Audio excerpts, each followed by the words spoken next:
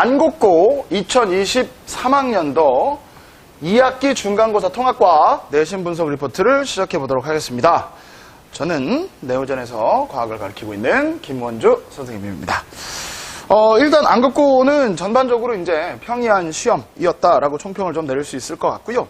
그 전에도 많이 나왔던 그 자료들의 유출이란다. 자료 출제 유형 그런 부분들이 많이 나왔습니다. 그래서 뭐 크게 어려운 문제는 없었을 것 같고요. 그래서 요것도 그 전에도 말씀드렸던 것처럼 90점대 후반 정도가 1등급으로 형성이 돼 있다라고 보시면 될 것 같고, 시험 범위가 조금 이제 안국고가 좀 튀죠. 일반적인 학교들에 비해서. 그래서 시험 대비를 하는데 다소 좀 어려움이 있고, 이번에도 서술형 문제는 4문제가 출제되었습니다. 그래서 서술형 문제가 조금 점수를 가르는 좀 까다로운 문제다라고 보시면 될 것 같고, 그리고 이제 그 문제의 예시나 보기 뭐 이런 것들이 약간은 이제 교과서에 나와 있는 지엽적인 문제들 이런 부분들이 좀 나왔기 때문에 일단 교과서에 있는 그림이나 그래프를 정확하게 정리하는 게 가장 좋겠다라고 생각을 합니다. 이게 선생님의 총평이고요. 일단은 대표 문항을 좀 한번 분석을 해보면서 하나하나 보도록 하겠습니다.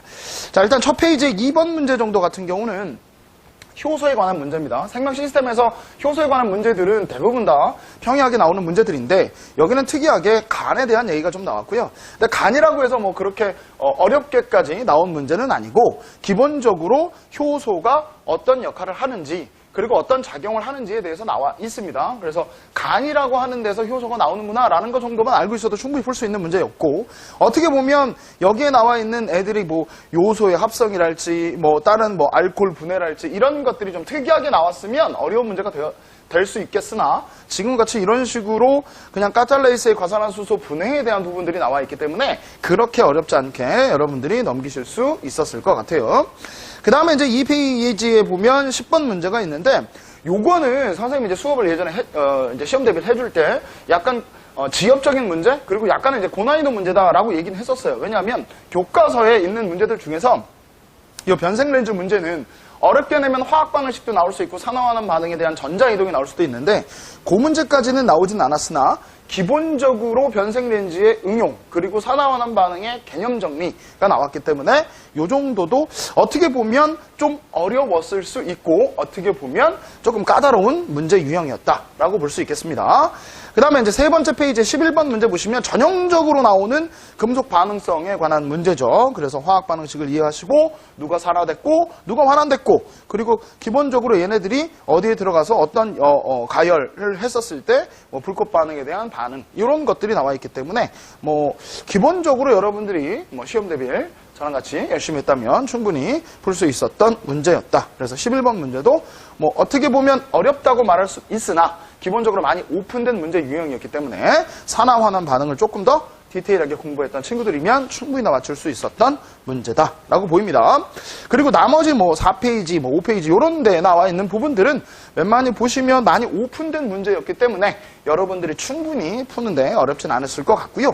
서술형 문제를 좀 볼게요. 서술형 1번 문제를 보시면 그래프에 점이 찍혀 있죠. 온도에 따른 중화 반응이었고요. 이거에 맞춰서 온도가 높은 데가 중화 반응점이었다라는 걸 여러분들이 알고 계셨다면 충분히 풀 수 있었던 문제인데, 괜히 서술형으로 나와서 여러분이 어렵게 생각할 수도 있었던 문제였을 것 같아요. 근데 뭐 있는 대로만 푸셨다면 어렵지 않게 우리 해석하실 수 있었을 것 같고, 여기 나와 있는 걸 조금 조심을 좀 해보자면 같은 농도다라고 나와 있고 일가산과 일가염기가 나와 있기 때문에 그렇게 어렵지는 않았던 문제였다.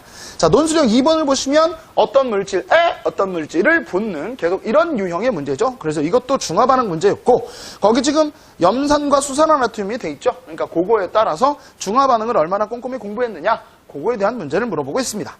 논술형 3번 문제 같은 경우는 세포 막 구조에 대한 얘기죠. 유독 모자이크 막 구조에 의해서 얘네들의 구조와 얘네들이 그 삼투 현상을 통해서 확산 현상을 통해서 들어오는 그런 부분들에 대해서 물어보고 있고요.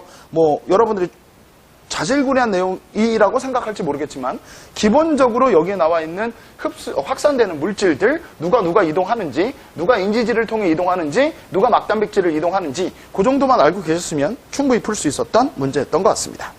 그 다음에 논술형 4번 문제, 논술형 4번 문제를 보시면 요거는 계속 얘기했던 생명체의 정보 흐름 문제에서 DNA에서 RNA, RNA에서 단백질 합성 이 과정이 무조건 나올 수밖에 없기 때문에 트리플렛 코드나 코돈을 정확하게 이해하셨다면 충분히 풀 수 있고, 그 다음에 뭐 전사 과정에 대해서 묻고 있었기 때문에 염기서열도 여러분들이 상부적 관계다, 그리고 얘네가 아톰, 싸다구 뭐 이런 거 선생님하고 얘기했잖아요. 그러니까 그런 부분들만 조금 유념했다면 이 문제도 어렵지 않게 충분히 풀 수 있었던 문제였다. 그래서 전체적으로 다시 한번 선생님이 정리를 좀 해드리면, 일단 시험 범위가 약간 차이가 났기 때문에 그 전에 봤던 내용들까지도 공부를 해야 됐기 때문에 공부해야 되는 부분들이 약간 조금 까다로울 수 있었고, 그 다음에 이제 문제들로 보시면 세포의 정보 흐름하고 그 다음에 화학 파트 있죠.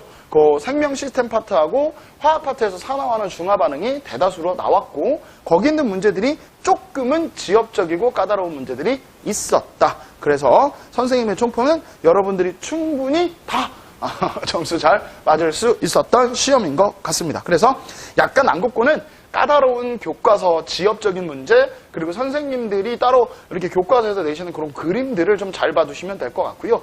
뭐 필기하거나 우리 했던 것들도 고난이도 문제 또는 다른 학교에서 좀 심화적으로 다루는 문제들까지도 나올 수 있기 때문에 그 부분까지 공부해 주시면 충분히 내신에서 좋은 성적 얻을 수 있을 것 같습니다. 안국고 2023년 2학기 중간고사 통합과학 내신 분석 리포트 여기서 마치도록 하겠습니다.